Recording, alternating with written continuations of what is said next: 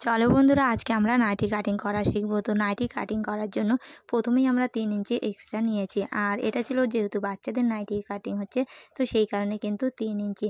তো দেখো 3 ইঞ্চির পরের থেকে কিন্তু আমরা বডির মাপ নেব। প্রথমেই নিয়েছিলাম পুটের মাপ নিয়েছি। তো পুট আমাদের যা ছিল তো তার অর্ধেক নিয়েছি, আর পুটের মাপ যেখানে শেষ সেখান থেকে কিন্তু আরমলের মাপ শুরু। তো তারপরে নিলাম গলার চওড়া। তো গলার চওড়া নিয়েছি 1.5 ইঞ্চি, আর গলার লম্বা নিয়েছি 3 ইঞ্চি।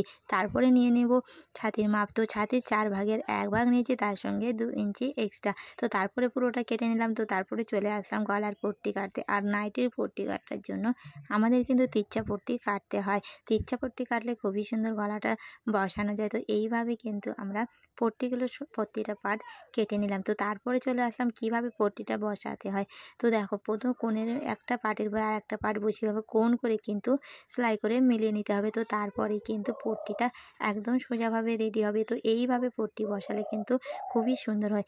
তো আজকে ভিডিওটা এই পর্যন্ত। কেমন লাগলো অবশ্যই জানিও। আর যদি ভালো লাগে অবশ্যই একটা লাইক, কমেন্ট, শেয়ার করে দিও। তো টাটা।